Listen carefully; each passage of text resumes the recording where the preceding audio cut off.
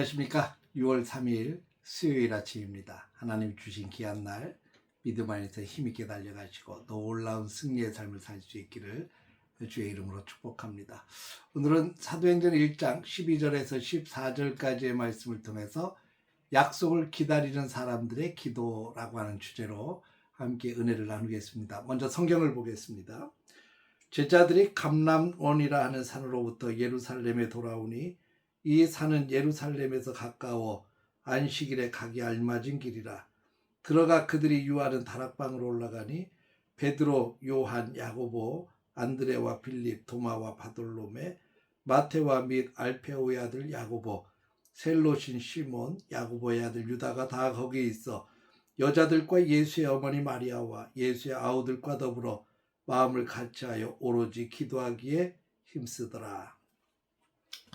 오늘 우리가 읽은 본문은 예수님께서 하늘로 올라가신 후에 그리고 오순절 성령님이 임하시기 바로 전에 이 짧은 대기 시간 한 열흘 정도 기간인데 이 기간을 다루고 있습니다. 이 시기는 영적으로 보면 일종의 공백기 아니면 기다림의 시간이라고 볼 수 있습니다. 3년 동안 늘 눈앞에 계시던 그리고 제자들을 불러놓고 말씀을 해주시고 기적을 베푸시던 예수님이 이제 더 이상 보이지 않는 상황입니다. 당시 예루살렘은 예수님을 십자가에 못 박았던 그 서슬퍼런 적대자들이 눈을 부릅뜨고 있던 위험한 곳이었습니다. 근데 제자들은 도망치거나 낙심하지 않았습니다.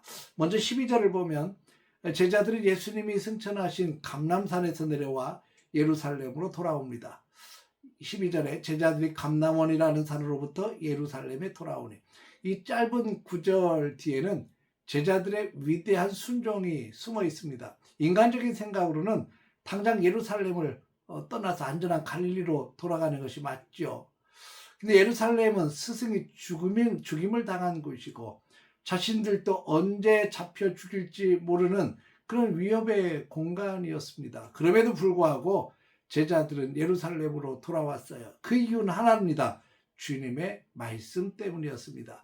예수님은 승천하기 전에 사도행전 1장 4절에서 예루살렘을 떠나지 말고 내게서 들은 바 아버지께서 약속하신 것을 기다리라 이렇게 명령하셨습니다. 제자들은 자신의 편안하고 안전한 곳으로 가는 것보다 주님의 명령을 더 크게 보았습니다. 이해가 되지 않아도 환경이 받쳐주지 않아도 말씀에 의지하여 위험한 예루살렘으로 발걸음을 옮겼습니다. 이것이 바로 기적이 시작되는 성령의 역사가 시작되는 첫 번째 단추 순종의 발걸음입니다. 그렇게 예루살렘에 도착한 이들은 한 다락방에 모였습니다. 그리고 13절에 그 모인 11사도의 이름이 일일이 나열하고 있습니다. 그리고 14절 전반부에는 여자들과 예수의 어머니 마리아 그리고 예수의 아우들이 함께 있었다고 기록하고 있습니다. 이 명단은 매우 감격적인 명단입니다. 왜냐하면 얼마 전까지만 해도 예수님을 버리고 도망쳤던 베드로와 제자들이 이곳에 모여서 다시 그 자리에 모여서 기도를 시작했다는 겁니다. 한때는 서로 높은 자리를 차지하겠다고 으르렁거리고 시기하고 다투던 자들이었습니다.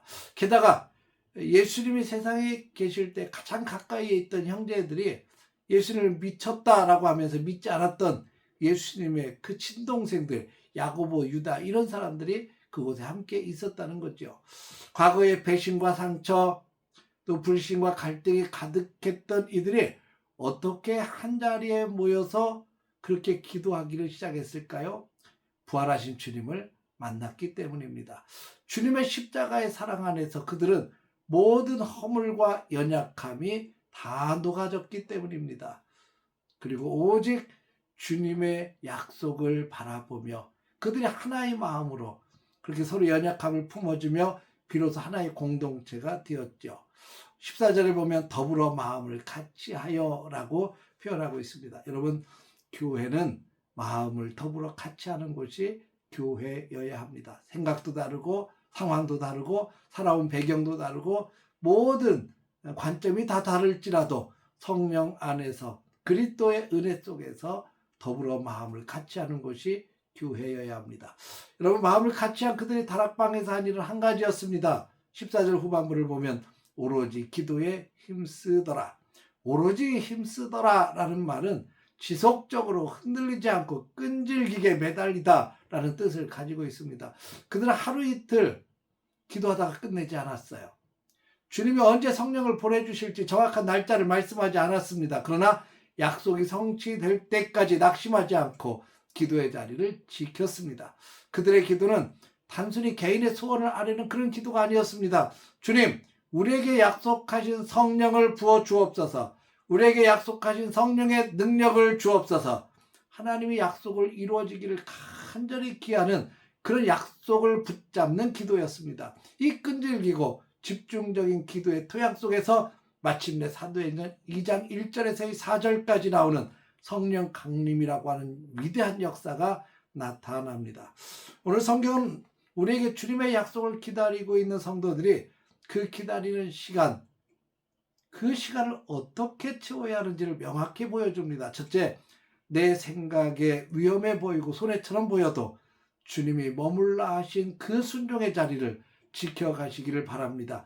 예루살렘으로 돌아갔던 제자들처럼 오늘 나에게 맡겨진 예배의 자리, 충성의 자리, 헌신의 자리, 가정의 자리, 사명의 자리를 묵묵히 지켜가시기를 바랍니다. 두 번째, 공동체 안에서 그리고 가정 안에서 마음을 같이 하십시오. 서로를 용납하십시오. 마음에 들지 않아도 사랑의 손길을 내밀어 주십시오. 십자가의 은혜로 품으십시오. 그리고 내 기준과 잣대로 판단하기보다 주님이 나를 용서하신 그 사랑으로 마음을 같이 할 때 그곳은 하나님의 영이 임하게 될 줄로 믿습니다. 세 번째, 약속을 붙들고 오로지 기도하기에 힘쓰십시오. 오늘 우리가 깨운 이 새벽의 자리가 바로 제자들이 모였던 마가의 다락방이라고 믿으십시오. 기도는 내 힘이 빠지고 하나님의 능력이 임하는 자리입니다. 상황이 바뀌지 않아도 기도의 끈을 놓치지 마십시오. 흔들리지 않고 끈질기게 주님의 약속의 말씀을 붙들고 부르짖을 때 하나님께서는 가장 정확한 때에 정확한 타이밍에 하늘문을 여시고 성령의 충만함뿐만 아니라 우리의 모든 기도와 간구를 들으시는 역사가 펼쳐질 줄로 믿습니다. 오늘 이 아침에 낙심을 기도로 바꾸고 두려움을 순종으로 바꾸고 그래서 하나님의 위대한 역사를 준비하는 우리 복된 성도들 되시기를 바랍니다. 그리고 그 주님과 함께 오늘 힘있게 나아가 놀라운 승리의 삶을 살 수 있기를 주의 이름으로 축원합니다. 기도하겠습니다. 거룩하신 아버지 하나님, 오늘 우리에게 주어진 귀한 삶 속에 하나님의 풍성한 역사가 임하게 하여 주옵소서. 예수님께서 승천하신 이후에 주님의 약속을 붙들고 요한의 다락방에 모여서 그렇게 뜨겁게 오로지 기도에 힘썼던 사람들처럼 제자들처럼 우리도 주님의 약속을 붙들고 살아갈 수 있도록 축복하여 주시고 또 하나님 앞에 간절히 오로지 기도에 힘쓰는 복된 성도들이 되게 하여 주옵소서. 하나님의 역사는 기도하는 사람들을 통해서 이루어지는 줄 믿습니다. 오늘도 그 믿음 가지고 승리할 수 있도록 지켜 주옵소서. 예수님의 이름으로 기도했습니다. 아멘.